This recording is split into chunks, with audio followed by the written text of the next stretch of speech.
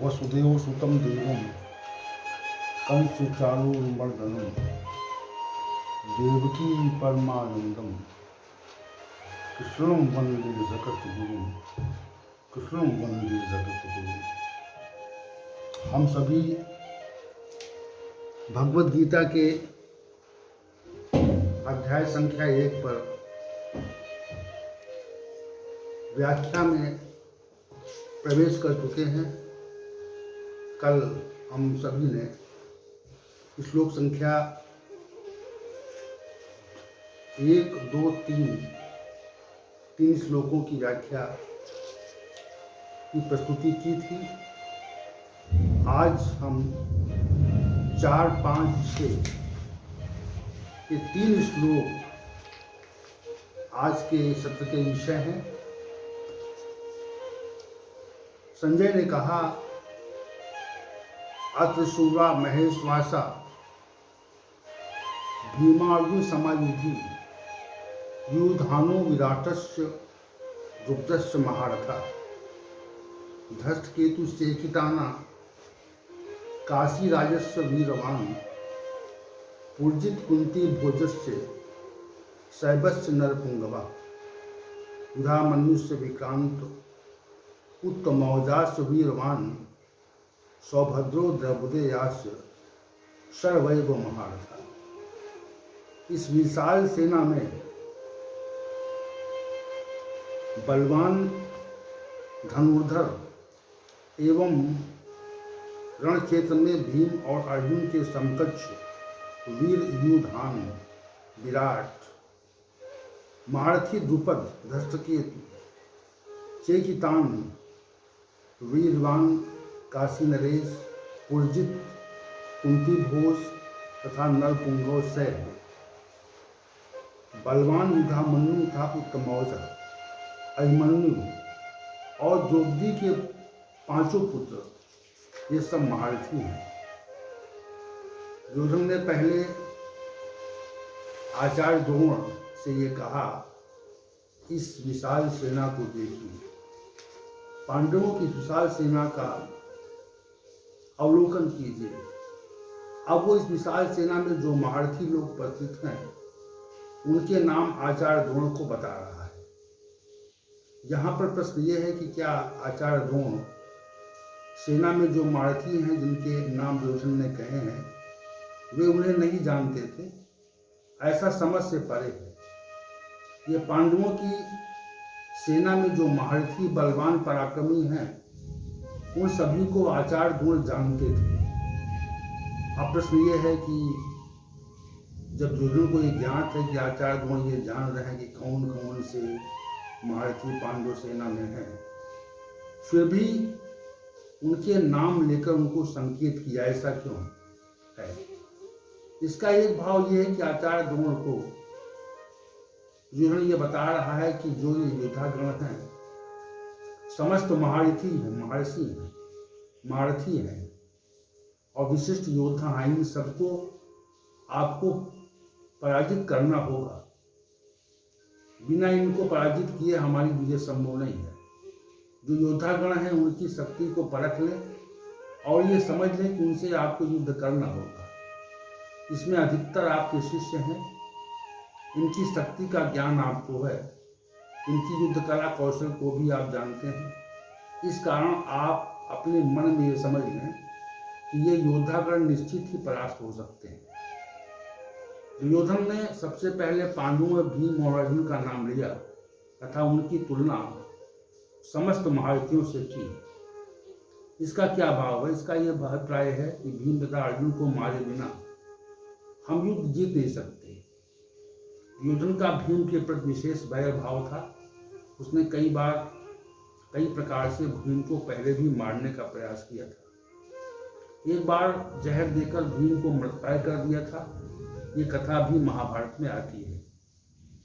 और इसके अतिरिक्त तो भीम ने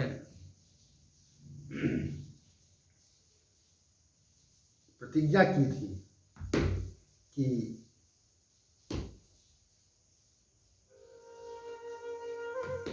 जिस जंघा पर दुर्योधन ने द्रौपदी को बैठाने का प्रयास किया, उसी को तोड़कर अर्जुन को मारना चाहता था। ऐसी उसकी प्रतिज्ञा थी। उसे इस प्रतिज्ञा की जानकारी थी, इस कारण उसके मन में यह भय था, किसी भी प्रकार यदि भीम की मृत्यु द्रोणाचार्य के हाथों हो जाए तो हम भयमुक्त हो जाएंगे। दुर्योधन को सबसे अधिक भय भीम से था। इस कारण सर्वप्रथम आचार्य द्रोण के सामने उसका नाम लेकर आचार्य द्रोण को सचेत करना चाहता है। सर्वप्रथम आचार्य द्रोण से भीम का नाम लेकर उसे शूरवीर कहने का भी ये भाव है कि भीम कोई सामान्य व्यक्ति नहीं है, वो महाबली है, कई राक्षसों को मारने वाला है तथा राक्षसी से विवाह करके घटोत्कच जैसे पराक्रमी पुत्र को उत्पन्न करने वाला योद्धा है। वो सामान्य योद्धा नहीं है, उसके रहते हम किसी भी प्रकार सुरक्षित नहीं है। इस कारण पहले उसका नाम लेकर आचार्य द्रोण को बताने का प्रयास किया कि उस पर विशेष रूप से हमें विजय प्राप्त करनी होगी। इसके पश्चात दुर्योधन ने अर्जुन का नाम लिया। दुर्योधन को अर्जुन के पराक्रम के बारे में ज्ञात था। उसने आचार्य द्रोण से तो शिक्षा प्राप्त की थी, इसके अतिरिक्त अर्जुन ने इंद्र से भी शस्त्र की शिक्षा प्राप्त की थी। इंद्र से स्वर्गलोक जाकर उसने उस शिक्षा ग्रहण की, वो विशिष्ट थी। अग्निदेव को प्रसन्न करके उनसे विशेष रथ प्राप्त किया। इस कारण दुर्योधन आचार्य द्रोण के समक्ष अर्जुन का नाम लेकर बता रहे हैं कि वो भी अतिविशिष्ट एक महारथी है, इसे भी पराजित करना होगा। भीम और अर्जुन के समान वीर बताने वाले योद्धाओं में युधान, विराट, द्रुपद, धृष्टकेतु, चेकितान, काशीराज, पुलजित, कुंती भोज, नरसेन, सैव्य, उधामन्यु, उत्तमौजा, अभिमन्यु तथा द्रौपदी के पांचों पुत्र प्रतिबिंब, श्रुतिसेन, सुकर्मा, शतानी, सुखसेन को भी इंगित किया। 16 प्रमुख वीरों का उल्लेख करके दुर्योधन ने कहा कि ये सबके सब महारथी हैं। दुर्योधन ने पांडव पक्ष के जिन योद्धाओं के नाम लिए वो सबके सब वीर थे, ऐसा भाव स्पष्ट है। प्रतिपक्षी का मुखिया जब दूसरे पक्ष के वीरों को अपने प्रमुख के समक्ष प्रस्तुत करता है, उसका उल्लेख करता है, तो उसको मारने और हराने की युक्ति खोजनी पड़ेगी।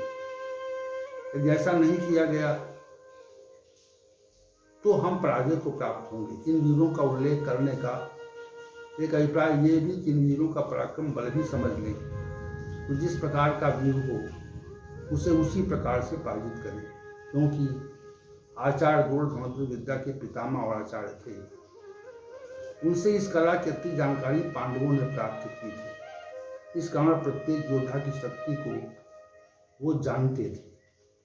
अब जिन योद्धाओं को दुर्योधन ने द्वारा इंगित किया गया है, उन सबका वर्णन प्रसंगवश महाभारत में आता है। युधान का एक नाम सात्यकी भी है।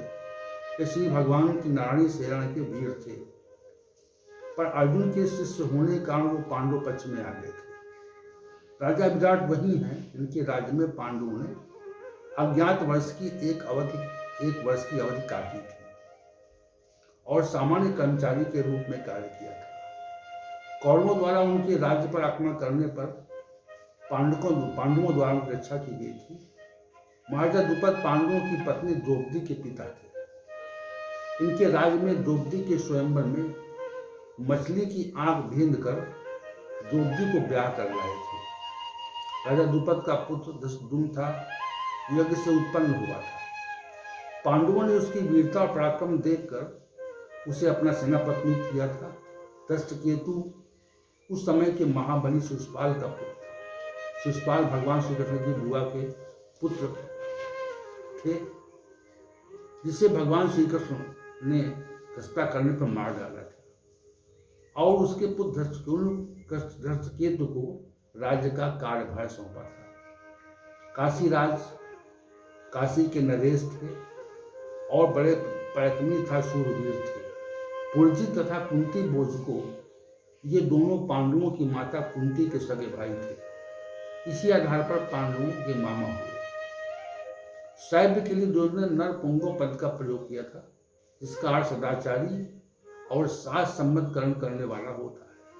शास्त्र सम्मत कर्म करने के कारण व्यक्ति में विशेष प्रकार की शक्ति का प्रादुर्भाव हो जाता है। युधामन्यु तथा उत्तमौजा महारथियों के बारे में महाभारत में वर्णन आता है। ये दोनों पांचाल देश के निवासी थे। इनकी बल और सामर्थ्य के आधार पर अर्जुन के दिव्य रथ के पहियों की रक्षा हेतु नियुक्त किया गया था। अभिमन्यु अर्जुन की पत्नी सुभद्रा के पुत्र थे। द्रौपदी के 5 पुत्रों को इंगित करने के कारण द्रौपदी पद का प्रयोग किया गया है। ये पांचों पांडवों से उत्पन्न हुए थे और अपने पिता के समान बलवान और पराक्रमी थे। इन द्वारा पांडवों की सेना के शूरवीरों का नाम वर्णित किया गया है। उसके पश्चात उसके मन में ये विचार आया कि पांडव पक्ष के योद्धाओं के नाम तो वर्णित किए, परंतु हमारा ये कर्तव्य है कि हम अपने पक्ष के योद्धाओं के नाम भी वर्णित करें। इसी तथ्य को ध्यान में रखकर उसने अग्रिम श्लोक आरंभ किए। ओम सहनावतु सहनौ भुनक्तु सह वीर्यं करवावहै तेजस्विनावधीतमस्तु मा विद्विषावहै। ओम शांति शांति शांति।